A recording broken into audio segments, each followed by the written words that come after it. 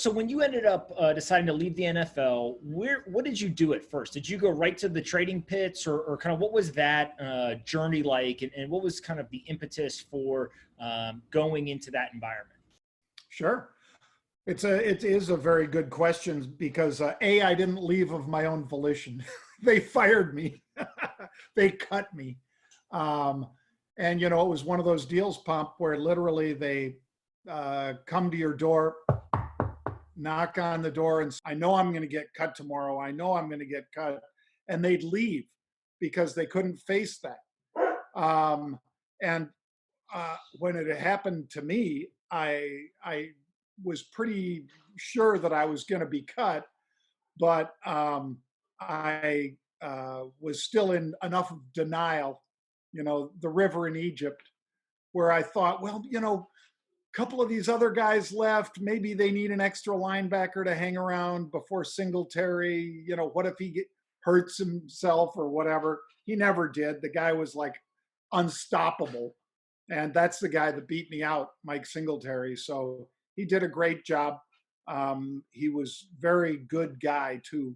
So it would be easy to hate the guy that takes the job from you. But this guy was just such a good guy. You couldn't hate him. And I've always been a guy also that's pretty honest with myself as far as my abilities. So when I meet somebody who is better than me, could be in trading. I've met guys that are better than me. It could be in skiing. And it happened to be in football, and I was just like, yeah, I get it. He's better than me. And the coach was like, yeah, we're sorry. Not everybody can make it. You know how it is, John, blah, blah, blah. And I'm like, hey, man, I appreciate the opportunity. Thank you. Yeah, that's awesome. And I mean, look, to be completely frank, right? Playing linebacker for the Chicago Bears, no matter how long it was, is one, amazing, and then two, to hang out and meet with guys like Mike Singletary and kind of all of the players that went through that organization is obviously a life experience a lot of people won't have, right? Yeah, I agree. And luckily, I had one bad injury in high school and nothing after that. So, I've seen guys with their shoulders cut, their knees cut, their hands. My brother Pete has broken every finger at least once and his thumbs twice. So, yeah, there's a lot of injuries and things that guys get that I luckily avoided. Yeah, that's awesome. And so help me understand as you decide, okay, I'm going to go kind of and build a career in finance and trading. Did you already know people and kind of have a backup plan? Was it like, okay, I got cut and now all of a sudden I got to go figure this out? Like what happened kind of post getting cut from the NFL that eventually launched the career in finance? Again, that's a great question because since my dad was a doctor and he was pretty famous, I mean, in his field, he was, like at, if not the zenith, right up there on the top of the mountain. He developed a bunch of anti-rejection drugs for people when they got transplants and things like that. So he was very famous, and he's the chief of surgery at the University of Minnesota for like 38 years. So the choices were I could go up there, but I could stay there, but I'd always be in his shadow, I thought. And no shame in that, but I wanted to kind of forge my own path. And so my agent was putting some of his representative players, because he had hockey players, skiers, baseball players, that kind of stuff. I mean, famous people like Rod Carew and Alan Page, they were his clients. So he was putting some of those guys on the trading floor because they had what he thought was necessary to be successful in trading. They were disciplined. They were excitable. They were physical. And he thought those kinds of things would make you a good trader. Now, he knew, of course, you needed to learn all the other stuff too. But if you didn't have those things, some people were putting like professional blackjack players on the floor. Because if you can count cards, you can be a pretty good trader. And I agree, that's a good skill. I knew a guy that could count 3 decks of cards, and, beat you on virtually every hand. And he was banned. He had to, when he'd go to Vegas or Reno, he'd have to go in a wig and things like that. I mean, he was kicked out of more casinos, but he was not good in the pit, even though he was a good trader, because he wasn't aggressive enough. And so, like I say, my agent was looking for guys that were aggressive, that could learn the other stuff. Some of these guys were like professional chess players, grandmasters in chess.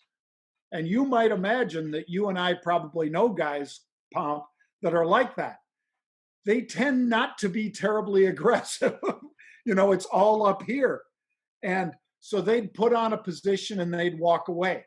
And, hopefully they put on enough edge that they could make money from putting that position on. But they couldn't stand down there in the pit and grind it out like the rest of us could, because they weren't aggressive enough. It's a physical, back then anyway, it was very physical. You couldn't hit people, but you could throw elbows and things like that. People didn't want you standing in their spot. So being bigger, I'm still about 6'2" and 215. Back then I was 6'2", maybe 250. So I was a bigger guy, broader shoulders and things. So you could intimidate people. And that was very valuable in the pit. And John, explain that a little bit more, because there's a lot of people listening who have no idea how the pits worked, especially back then. And when you're talking about it being more physical and kind of the jockeying for positions and things like that, like unpack that a little bit and explain what was happening. Sure. Well, so you're in the trading pit, and a pit is an octagon, just like, the UFC fights in, except they have steps that go up, usually like 3 or 4 feet in the air. Each step is, let's say, 6 or 8 inches. So there might be 4 steps up, 4 steps down into the middle of the pit. And each ring, if you will, of that pit is about 18 inches wide. So you could stand on that, but it's not exactly like standing on a 2x4. There's enough room that you can kind of walk around on it, but you could also fall off of it. And, so sometimes when traders were standing in their spot, if all of a sudden a trade was happening on the other side of the pit, everybody would rush towards that side of the pit. Sold, sold, sold, sold. And they're stumbling down the steps and things as they go over to that side of the pit. So the pits are set up so that from the top ring of the pit, you can see all the trading desks around the floor. If you're down in the middle of the pit, you can't even see out of the pit. You're just looking at guys' bellies and things like that. So the more active trader you are, you're at the top. And the less active you are, or the newer you are, you're down at the bottom. So the guys at the bottom tended to hold positions for a long time. The guys that want to buy, sell all day long, they're at the top. And the brokers want to stand next to the guy that's actively trading, because by rule, they can't trade against their own paper. So if I have an order from a customer, I'm calling that paper, I cannot take the other side of this trade. I have to open outcry it into the pit and say, 55 calls. And the pit screams back, 1 to a quarter. And I can say, I'll pay 115. And then they might say, at a quarter, at a quarter, at a quarter. And then if I can't buy them at 115 and the order is not held, meaning I can pay any price I want, I might say, 100 and 100. I bought 200. I'm out. I'm 115 bid for 200 more, or whatever. So that trade would happen with those two guys. They'd all write each other's names down on the card rather. The sellers would write down who they sold to. The buyer would write who he bought from, and then they'd turn in their cards. So all of this got processed at the end of the day when I started. Then as trading became faster and faster and faster, it eventually moved to handheld computers. Then it moved to, at almost light speed to laptops. And then you don't need traders on the floor anymore. Now you can make that market, Pomp, from New York or from Philly or from Macau. It doesn't matter. So you don't need to be in the pits anymore. So the pits went from very profitable places to be where, if there's 3,000 traders down there, they might be taking a couple $1 billion home every year. And all of a sudden, most of that gets taken by high frequency guys. And now the traders on the floor these days, if you're still on the floor, maybe you make 150,000 bucks instead of a couple million or 10 million, whatever you could make before.